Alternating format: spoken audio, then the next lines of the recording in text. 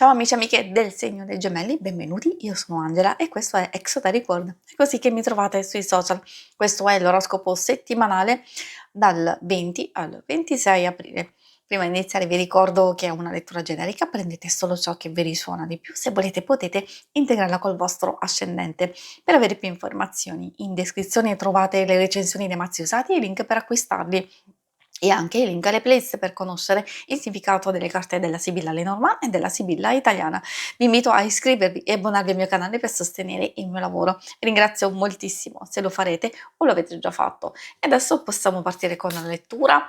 Andremo a vedere principalmente le vostre energie, i segni zodiacali da attenzionare, e poi ci addentriamo con l'ambito amore, le relazioni e il lavoro e le finanze. Come prima indicazione troviamo la carta della croce. È vero che può sembrare difficile per certi aspetti, perché spesso è legata a un qualcosa che ci fa soffrire o un qualcosa che stiamo cercando di eliminare, di chiudere, di terminare. Non voglio dire per forza una relazione, può parlare anche di trasformazioni per portarci verso a un nuovo inizio, oppure a una serie di incombenze, a una fase molto stressante che stiamo vivendo. Quindi potrebbe esserci il culmine con qualche situazione proprio all'inizio della settimana e forse potrebbe essere il momento giusto per effettivamente chiudere alcune cose, magari anche grazie all'aiuto e sostegno di qualcuno, oppure soprattutto grazie e merito a voi, alla vostra pazienza, alla vostra costanza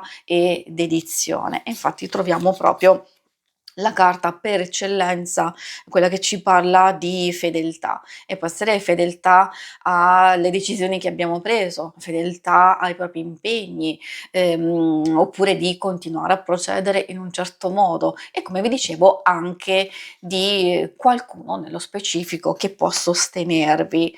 Le cose possono andare veramente a gonfie vele e vedrete qualche risultato verso la fine della settimana. In realtà, essendo una carta legata al viaggio, ci sta perfettamente con il weekend, e quindi 25-26 programmare un viaggetto, programmare una gita, un qualcosa per conto vostro o con le persone più care, quindi a che fare con il vero e proprio viaggio. Per altri il viaggio si può riferire a livello metaforico riguardo i nostri desideri o un cambiamento importante, una fase di miglioramento, quindi sfruttare alcune situazioni che possono aiutarvi un po' a 360 gradi a stare decisamente meglio.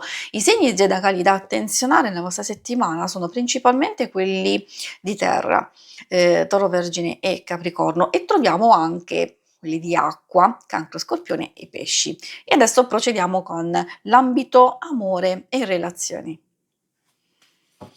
Amore, coppia single, ovvio che chi non dovesse essere interessato può comunque ascoltare, perché in effetti alcune cose potete anche adattarle alle relazioni più importanti di amicizia e famiglia. Cosa vogliono dirvi queste carte? Parliamo prima di tutto del Giglio, che entra a farci capire che alcune cose possono migliorare, soprattutto quelle situazioni molto delicate di un equilibrio abbastanza precario, forse perché si è un po' in tensione, si è stressate, sì, si è particolarmente stressate, l'abbiamo visto sin dall'inizio, e in effetti il Giglio ci fa capire che magari si può migliorare l'intesa, si può migliorare qualche situazione proprio grazie al rispetto, alla fiducia, alla volontà di voler costruire o recuperare il rapporto stesso. Quindi, come dicevo, nelle fasi più delicate c'è un miglioramento. Invece ovviamente se tutto procede liscio, allora ci sono ottime probabilità di andare d'amore e d'accordo, come si dice, per sviluppare nuovi progetti, nuove idee, soprattutto se li volete realizzare nel corso della settimana e fate benissimo perché probabilmente ci sono dei progetti, delle idee che prendono il largo. Destino condiviso appunto è proprio quello che vi stavo sottolineando, il fatto di riuscire e di condividere e di trovare le soluzioni giuste insieme, di migliorare magari anche alcune relazioni. Non mi riferisco solo, appunto quelle sentimentali, ma magari anche, se c'è qualcosa di molto delicato che sta accadendo nella vostra vita personale con un amico, un'amica o, un familiare. E poi abbiamo anche la pratolina.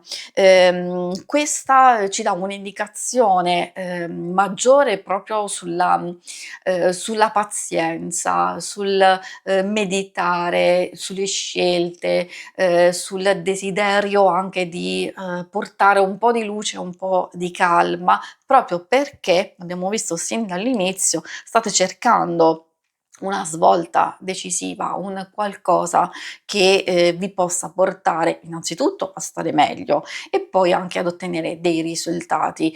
Questo per i single vuol dire che o ci si sta lasciando alle spalle vecchie situazioni, cose che non mi fanno stare più bene, magari finalmente state riuscendo a metabolizzare delle ferite, ci sono delle nuove situazioni che effettivamente stanno spuntando, quindi magari potrebbe essere un nuovo interesse, qualcuno che vi coinvolge particolarmente o avere il sostegno da parte di una persona nello specifico. Quindi ci sono delle novità e ci sono delle cose che stanno procedendo, magari una conoscenza, un'amicizia che già avete può continuare, procedere, andare avanti nel modo giusto, seppur lentamente. E adesso procediamo con l'ambito lavoro e finanze.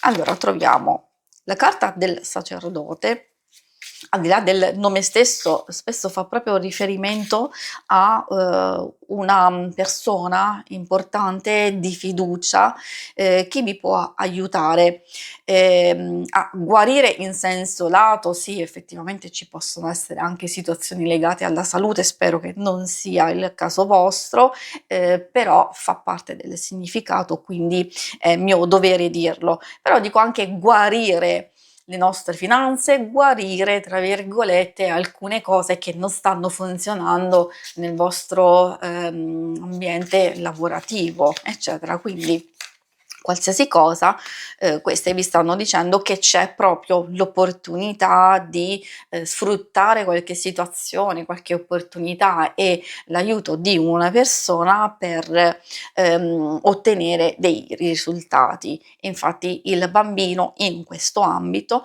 indica appunto sostegno e quindi sottolinea questo aspetto, evoluzione, miglioramento, nuovi atteggiamenti e nuovi inizi, possono esserci anche collaborazioni, nuove conoscenze, nuove entrate, aumento o miglioramento delle vostre finanze. Quindi ecco che ci si apre a queste situazioni.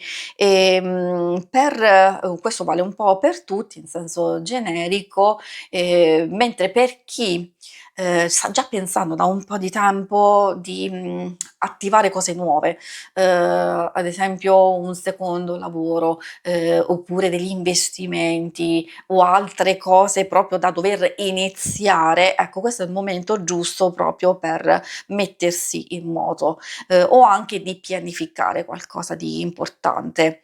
E io ci metterei anche se volete programmare un viaggio nel prossimo futuro.